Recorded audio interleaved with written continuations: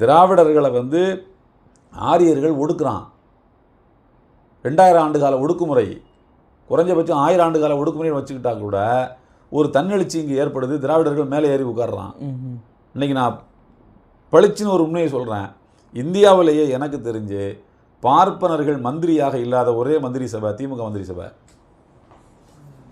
ஆளுங்கட்சியில் ஒரு பார்ப்பனர் கூட எம்எல்ஏ கிடையாது.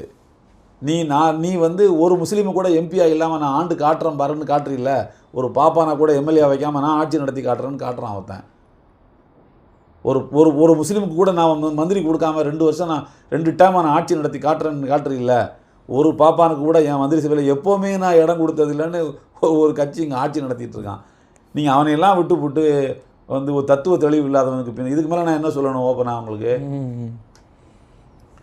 உங்களுடைய பொலிட்டிக்கல் எனிமி யார்? உங்களுடைய சோசியல் எனிமி யார்? உங்களை வளர விடாமல் யார் தடுக்கிறா?